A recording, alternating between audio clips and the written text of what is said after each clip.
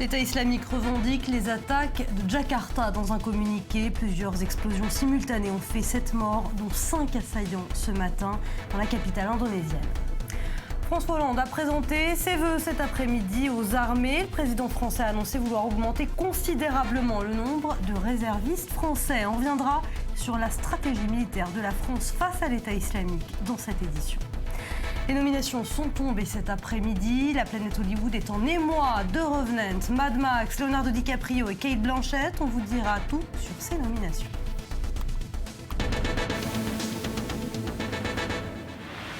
Bienvenue à tous si vous venez de nous rejoindre sur i24 News. À la une de l'actualité, cette série d'attaques à Jakarta ce matin, revendiquée un peu plus tard par l'État islamique. 7 morts, dont 5 assaillants. Les craintes du gouvernement indonésien semblent donc se confirmer. Ces ressortissants qui auraient combattu dans les rangs du groupe État islamique au Moyen-Orient et qui passeraient à l'acte une fois de retour au pays. Les précisions de Julia Galancia. L'attentat est signé État islamique. Quelques heures après l'élimination des assaillants, le groupe djihadiste revendique la série d'explosions à Jakarta par le biais d'une agence de presse. Un peu plus tôt, le porte-parole de la police nationale soupçonnait déjà Daesh. Il y a une forte suspicion que ce soit l'œuvre d'un groupe en Indonésie lié à Daesh. De ce que nous voyons aujourd'hui, ce groupe suit l'exemple des attentats de Paris. Jakarta, plein centre-ville, des coups de feu retentissent, puis des explosions. Un poste de police situé sur une artère de la ville est détruit. La confusion règne. Nous sommes dans le quartier des ambassades, un lieu très fréquenté par les touristes. Plusieurs corps gisent à terre. Sur place, les témoins sont sous le choc. Ils racontent. J'entrais dans un magasin pour commander à boire et m'asseoir. Vous pouvez encore voir mon verre. 10 minutes plus tard, vers 10h20, j'ai entendu une explosion. Je me suis précipité à l'extérieur et quand j'ai atteint la voiture là-bas, j'ai entendu une seconde explosion. Alors j'ai continué de courir là-bas et j'ai entendu une troisième explosion. 2 fois, il y a eu des explosions et ensuite, quand nous nous sommes approchés du Starbucks, il y a eu 2 coups de pistolet suivis par de nouvelles explosions, jusqu'à 8 explosions. Ensuite, j'ai vu un policier allongé sur le sol à côté des feux de signalisation. Très vite, les forces de police se déploient massivement, puis le président indonésien se rend sur place. Il condamne fermement cette attaque et tente de rassurer. En tant que nation, nous ne devons pas être effrayés par ce qui arrive, par cet acte de terreur. Nous devons rester calmes parce que tout est sous contrôle. Au total, les 14 terroristes sont neutralisés. Au moins 2 sont morts en kamikaze et 2 autres ont été tués dans des échanges de tirs avec la police. Leur identité demeure inconnue pour l'instant. Que sait-on à cette heure sur ces assaillants et sur le déroulement de ces attaques quasi simultanées? Le point avec notre correspondant en Asie du Sud-Est, David Nataf.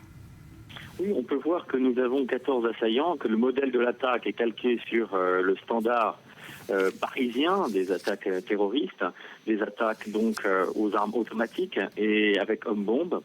On a au niveau des victimes 7 victimes, dont 5 terroristes. Donc les services de sécurité indonésiens ont été très efficaces pour circonscrire l'intervention terroriste.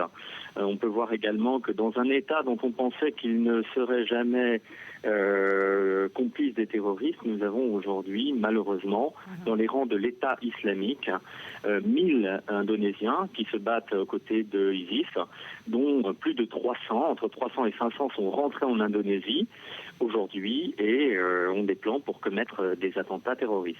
Alors cette semaine, l'État islamique a frappé, vous le savez, le centre touristique d'Istanbul. 10 morts ce matin. C'est Jakarta qui a été touché. Est-ce que ces attaques s'inscrivent selon vous dans une volonté globale de Daesh de manifester leur présence aux 4 coins du globe et surtout en Asie du Sud-Est?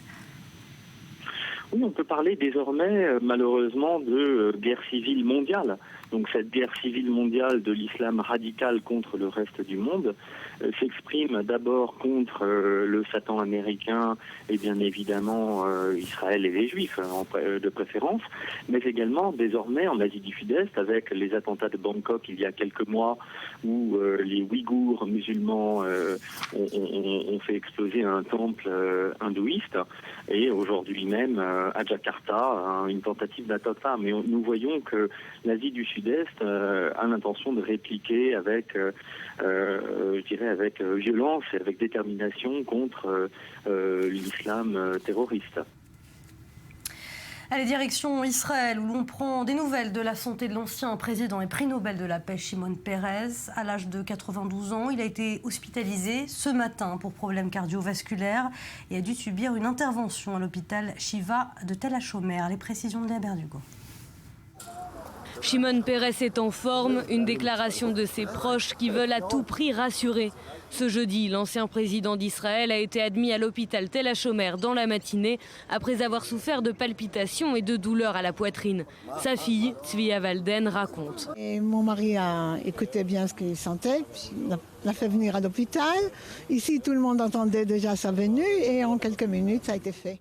Victime d'une légère attaque cardiaque, il a subi une intervention qui s'est bien déroulée. Pour son gendre et médecin personnel Rafi Walden, l'incident est déjà derrière. Il s'autorise même un trait d'humour en décrivant son patient comme un jeune homme de 92 ans. Et maintenant, il est en pleine forme. Il insiste à continuer son programme de la journée. Il rouspète contre son équipe qui insiste qu'il reste à l'hôpital. Et l'échocardiographie qu'on a fait maintenant à la suite de la cathétérisation montre que le cœur fonctionne d'une façon parfaite. Un épisode qui a suscité une forte émotion sur la scène internationale et en Israël. Les hommages à l'adresse du lauréat du prix Nobel de la paix se sont multipliés. Son fils tient à exprimer sa gratitude. J'en profite pour dire merci à tous ceux qui nous ont envoyé des messages de soutien, de la part des citoyens d'Israël, mais aussi de la part de l'étranger. On a reçu également des vœux de rétablissement de la part de premiers ministres et de ministres, également de l'opposition. L'ancien Premier ministre et chef d'État devrait sortir de l'hôpital dans quelques jours.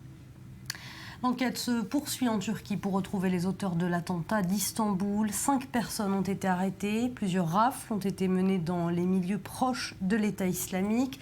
Par ailleurs, 3 ressortissants russes ont été interpellés. Le point avec Océane Nicole. La Turquie poursuit ses recherches 2 jours après l'attentat suicide d'Istanbul qui a tué 10 touristes. L'enquête avance. Plusieurs arrestations ont eu lieu. 5 suspects ont été mis en garde à vue. La police turque l'affirme.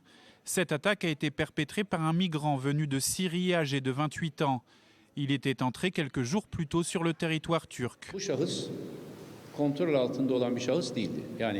Cet individu n'était pas sous notre surveillance, il n'était pas suivi. Il est rentré normalement comme un migrant lambda, comme n'importe quel individu dans notre pays. Mais suite à l'attaque, toutes ses connexions ont été scrupuleusement examinées et ses liens avec Daesh ont été mis en lumière. Mais aussi des liens avec des personnes utilisées par Daesh faisaient partie de son entourage. Selon les médias locaux, le kamikaze identifié comme Nabil Fedi est né en Arabie Saoudite. Il est arrivé en Turquie le 5 janvier dernier. C'est grâce à ses empreintes digitales enregistrées par les services d'immigration que la police a pu l'identifier rapidement. Cette attaque a été revendiquée par le groupe État islamique. Le Premier ministre turc s'est dit prêt à prendre les mesures nécessaires pour stopper ces attentats. Si ces sous-traitants de Daesh imaginent qu'ils pourront s'en prendre à la Turquie, comme malheureusement nous venons de le vivre et comme nous en avons trop souffert, la Turquie est prête à prendre toutes les mesures qui seront nécessaires pour anéantir toutes les organisations sous-traitantes et tous ceux qui coopèrent avec elles. La Turquie est en état d'alerte maximale depuis le 10 octobre dernier. Depuis l'attentat devant la gare centrale d'Ankara, un attentat qui avait coûté la vie à 103 personnes. François Hollande monte d'un cran. Alors qu'il présentait ses vœux aux armées à Saint-Cyr cet après-midi, le président a annoncé qu'il allait augmenter considérablement le nombre de réservistes de 28 000 à 40 000. Parallèlement, Jean-Yves Le Drian annonce ce matin sur BFM TV que l'aviation française a frappé des cibles de Daesh à Mossoul. Cette nuit, Cyril, au total, ce sont 7 frappes aériennes qui ont été effectuées par l'armée française en Irak et en Syrie depuis lundi. Et oui, le choix des cibles n'est pas anodin. Au nord, ce sont des centres de communication et de propagande qui ont été visés avec ce double objectif. D'abord, fragiliser la communication entre les différentes chaînes de commandement de Daesh en Irak. Et puis, et ce n'est pas négligeable, et tenter de paralyser, de neutraliser l'outil de propagande qui a le retentissement que l'on connaît auprès d'une jeunesse française, en tout cas une certaine jeunesse française radicalisée. Alors, au lendemain des attentats du vendredi 13, où on s'en souvient, les frappes françaises étaient concentrées sur la capitale du califat autoproclamé, c'était à Raqqa. Il semble aujourd'hui que les raids se déplace vers l'Irak avec cette formule, ma foi, qui semble fonctionner d'une assez bonne manière, à savoir un pilonnage massif par les airs de la coalition internationale et le travail au sol, celui que ne veulent pas faire justement les membres de la coalition, l'opération au sol effectuée soit par des peshmerga kurdes, soit par les forces régulières de l'armée irakienne. Ça a marché à Sinjar, ça a marché à Ramadi, ça a également marché à Kobané en Syrie, ça pourrait peut-être marcher demain à Mossoul, wait and see, parce que Mossoul, c'est quand même une autre paire de manches, si j'ose dire. C'est la deuxième plus grande ville irakienne, c'est aussi celle qui est tombée en premier aux mains des djihadistes en 2014. Alors effectivement, Daesh recule, entre 14 et 44% de son territoire qui aurait été perdu selon les estimations. Alors c'est pour ça que Daesh essaye de projeter sa force à l'extérieur des frontières du califat et de frapper au ventre mou les membres de sa coalition. Ça a marché à Paris, ça a marché à Istanbul et ça a marché aujourd'hui à Jakarta. Merci Cyril. Alors que la polémique bat son plein sur le port ou non de la kippa, le ministre de l'Intérieur français Bernard Cazeneuve s'est rendu cet après-midi à la Grande Synagogue de Marseille. Il y a rencontré plusieurs responsables de la communauté juive et s'est entretenu également avec l'enseignant juif qui avait été agressé en début de semaine.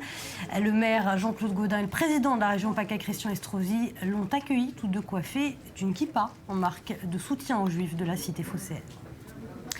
Un Britannique a été condamné à une amende de 1 000 € avec sursis pour mise en danger de la vie d'autrui. Pourquoi ? Eh bien parce qu'il a tenté de conduire une petite fille afghane de 4 ans de la jungle de Calais vers des proches en Angleterre. Julia Ganancia.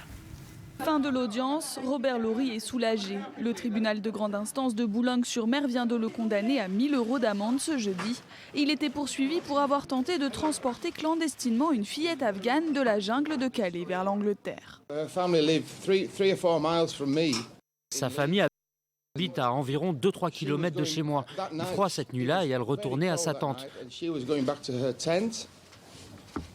Comment pouvez-vous laisser passer ça ? Je ne pouvais pas la laisser repartir. Le 25 octobre dernier, Robert Laurie, alors bénévole, rencontre cette réfugiée afghane de 4 ans. Son père l'implore de la faire passer en Angleterre où elle a de la famille. Mais sur la route, le Britannique est arrêté par la police aux frontières. Les autorités découvrent dans son camion 2 Érythréens cachés à son insu. La fillette, elle, est reconduite à Calais. L'avocate du Britannique avait plaidé la relaxe totale de son client. Oui, c'est illégal. Bien sûr, il n'aurait pas dû faire ça parce que la loi vous le dit. Néanmoins, il y a un vrai problème. Comment respecter l'obligation de la loi française qui stipule que vous devriez sauver quelqu'un en danger ? Et vous laissez la personne dans la rue juste parce qu'elle n'a pas de papier, pas de documents ? Il y a quelque chose qui ne va pas là. Robert Laurie risquait 5 ans de prison et 30 000 € d'amende. Sur Internet, une pétition demandant la fin des poursuites avait recueilli plus de 120 000 signatures. Avalanche des Deux-Alpes en Isère, l'enquête se poursuit. Le professeur blessé qui avait accompagné les élèves a été placé en garde à vue pour homicide involontaire. Je vous rappelle que c'était un voyage scolaire qui s'est terminé en tragédie puisque 2 lycéens et un touriste ont été emportés par une avalanche. Le point avec Mel Benodiel. Après le drame, place désormais à l'enquête. En cause, la responsabilité du professeur qui accompagnait le groupe de lycéens sur une piste noire fermée au public de la station de ski des Deux-Alpes. Ce dernier a été placé en garde à vue pour homicide involontaire par le procureur de Grenoble. L'enquête devra aussi déterminer ce qui a déclenché l'avalanche qui a fait 3 morts, 2 lycéens et un touriste ukrainien et blessé une dernière personne. Et il pourrait s'agir d'un autre groupe de skieurs passé au-dessus des élèves juste avant que la coulée de neige ne commence. C'est à 15h45 mercredi que l'avalanche se déclenche à 2500 mètres d'altitude. Le groupe de skieurs se retrouve pris au piège. La station de ski des Deux-Alpes est située dans l'Oisans, à une 60aine de kilomètres de Grenoble et s'élève jusqu'à 3600 mètres d'altitude. Après les premières importantes chutes de neige de la saison début janvier, les autorités avaient mis en garde contre un risque élevé d'avalanche dans les Alpes. Depuis le début de l'année, déjà 7 personnes ont péri dans ces montagnes à cause de ces coulées de neige. La planète cinéma est en émoi. Ça y est, les nominations des Oscars sont enfin tombées. Et cet après-midi, comme chaque année, c'est la même effervescence à Hollywood. Alors dans la catégorie du meilleur film de Revenant, Alejandro Iñárritu avec Leonardo DiCaprio qui part en tête de la course avec 12 mentions. Mad Max également, Feu Héros de George Miller suit avec 10 nominations. Et puis nominé dans la catégorie du meilleur film étranger, Mustang, qui traite de la place des femmes dans les sociétés patriarcales, une coproduction franco-germano-turque. Nous étions en ligne avec la réalisatrice du film, Deniz Gamze Erguven. Elle a répondu à nos questions. Depuis hier soir, une espèce d'angoisse, on avait à peu près une chance sur deux de franchir ce cap-là. Je vous avoue que j'étais pas particulièrement sereine depuis hier soir. Et c'est la question de la liberté des femmes, de la liberté tout court, et à un endroit en ce moment assez délicat, c'est-à-dire qu'on est engagé dans un bras de fer plutôt musclé, je dirais, en Turquie, et ce genre d'appui, ce genre de résonance nous donne énormément de force dans le débat. Un mot peut-être sur ces 5 sœurs. J'ai personnellement vu le film et beaucoup aimé ce film, et on a vraiment l'impression que ce sont 5 jeunes filles qui se connaissent, qui ont vécu ensemble. Alors ma question, est-ce qu'elles se connaissaient, ces 5 sœurs, avant de tourner ce film? Non, elles ne se connaissaient pas, mais on a travaillé durant des longs mois. Enfin, je suis assez obsessionnelle de la direction d'acteur. J'ai des livres sur toutes les méthodes possibles et imaginables, tout le temps fourrés dans une valise. Et c'est vraiment le sujet pour moi, dans la mise en scène de film. Alors pour finir, quels sont les combats selon vous qu'il reste à mener dans la société turque pour les femmes, pour la libération des femmes? Alors ça ne concerne pas spécifiquement la société turque, mais c'est, oui, effectivement, la place des femmes est quelque chose qui est circonscrit par tout un tas de barrières, de limites, de cloisonnements qu'on peut vraiment très sérieusement questionner aujourd'hui en Turquie. Et aujourd'hui en Turquie, on peut aussi, le débat sur la question des libertés est quand même on ne peut plus musclé. Et voilà. Donc Deniz Gamze Erguven, merci beaucoup d'avoir répondu à nos questions et félicitations pour cette nomination. Merci. On a appris cet après-midi la mort de l'acteur anglais Alan Rickman. Vous l'avez peut-être vu dans les films, dans la saga Harry Potter, dans Die Hard, Robin des Bois ou encore dans la comédie Love Actually. Il est décédé à 69 ans des suites d'un cancer. À suivre dans cette édition.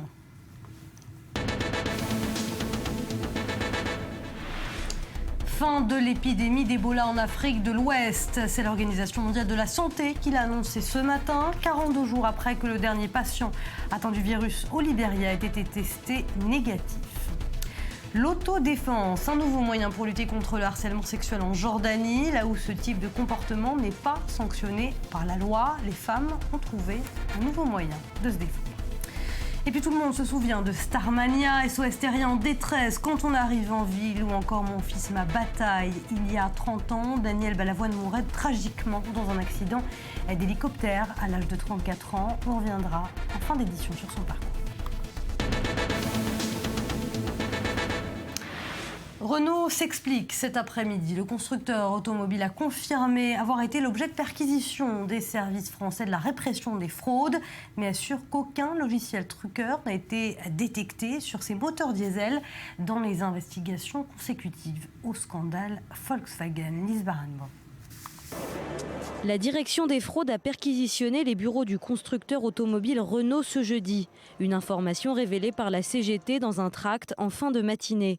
Les enquêteurs d'une commission technique indépendante mise en place par le gouvernement français se sont rendus au centre technique Renault de Lardy, au technocentre de Guyancourt et au siège de Boulogne-Billancourt. Les ordinateurs de plusieurs directeurs ont été récupérés au siège et sur le site du Plessis-Robinson. Le but, trouver des preuves de l'utilisation d'un moteur truqué par la firme française dans ses véhicules. Renault assure que selon la Direction générale de l'énergie et du climat, qui représente le ministère de l'écologie, aucun des tests menés sur les moteurs diesel n'a détecté de logiciel truqueur permettant de masquer les émissions des moteurs diesel.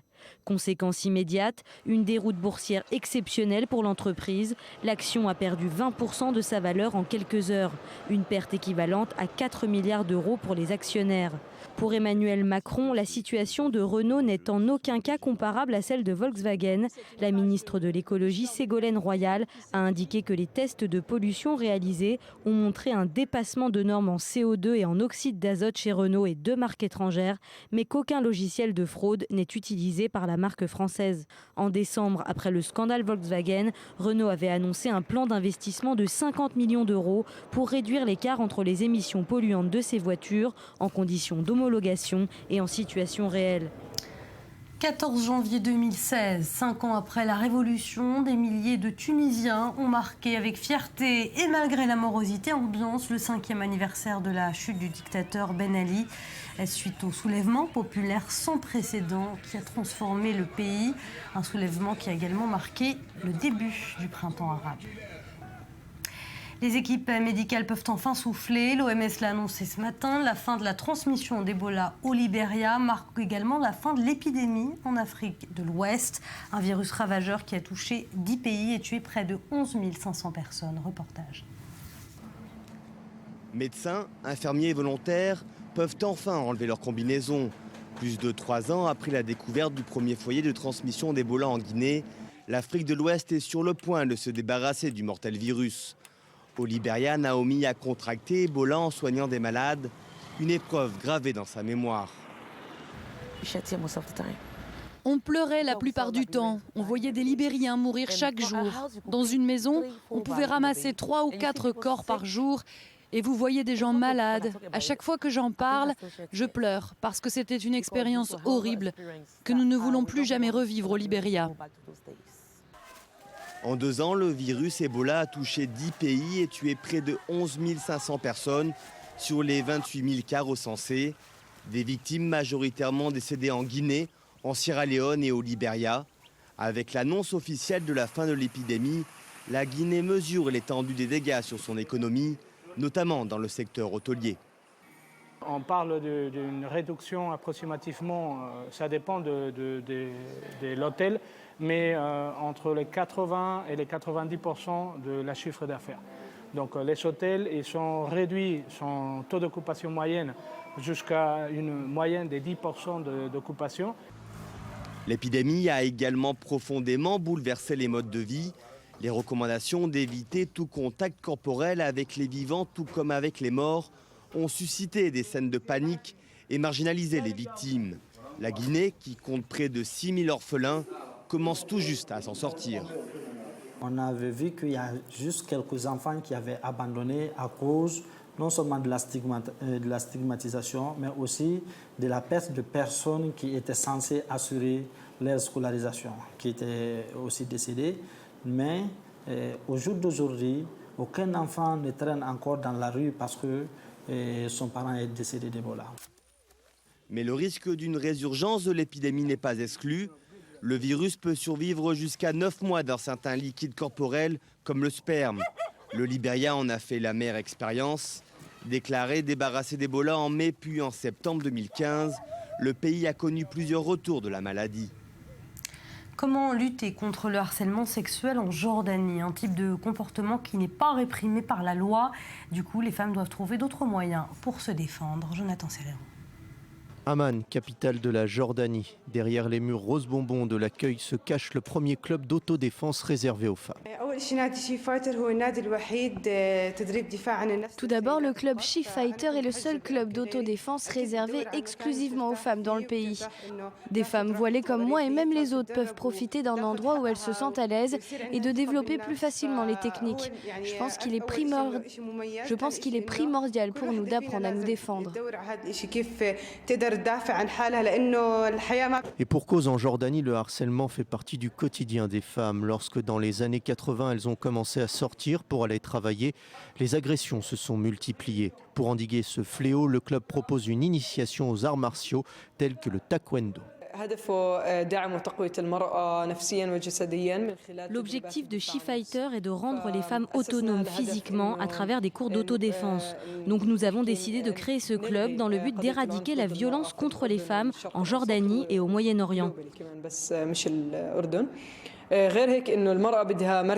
Une initiative nécessaire dans un pays où la loi oblige la femme violée à se marier avec son agresseur, une coutume tribale que le royaume hachémite est le seul à appliquer. Le Maroc et l'Irak l'ont dernièrement abrogée. La directrice du centre a eu l'honneur d'être citée par le président Barack Obama lors de son discours sur les jeunes entrepreneurs émergents. Il a marqué une génération, peut-être plusieurs. Il y a 30 ans, le chanteur Daniel Balavoine décédait tragiquement dans un accident d'hélicoptère à l'âge de 34 ans. Regardez. Ces chansons ont traversé les dernières décennies sans prendre une ride. Elles font partie du répertoire classique de la musique française. Daniel Balavoine rencontre le succès avec la comédie musicale Starmania.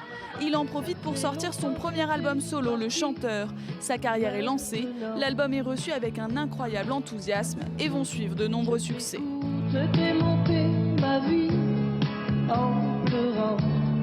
Mais Daniel Balavoine, c'est aussi des prises de position médiatiques. Durant sa carrière, il n'hésite pas à interpeller les médias ou le monde politique dans des interventions restées célèbres, comme ici face à François Mitterrand. Et ça, il faut que les grandes personnes qui dirigent le monde soient prévenues que les jeunes vont finir par virer du mauvais côté parce qu'ils n'auront plus d'autres solutions. Voilà, et je vous remercie de m'avoir laissé parler. En 1985, Daniel Balavoine devient l'un des premiers artistes français à s'investir personnellement dans l'humanitaire en Afrique. Le 14 janvier 1986, le chanteur trouve la mort dans un accident d'hélicoptère au Mali, en marge du Paris-Dakar. 30 ans après, ses chansons et le personnage continuent de marquer les esprits. On avait quelqu'un qui était à la fois quelqu'un de frondeur, de très frontal dans la manière de s'exprimer et qui, comme il le disait lui-même, s'emportait pour ce qui lui importait, ce qui n'est plus beaucoup le cas aujourd'hui. En dépit de sa courte carrière et d'une mort prématurée, Daniel Balavoine a écrit et composé plus d'une centaine de titres. Il demeure aujourd'hui encore l'un des artistes francophones les plus populaires, fort de près de 20 millions de disques. La suite de l'info dans un instant sur i24 News. Excellente soirée à tous.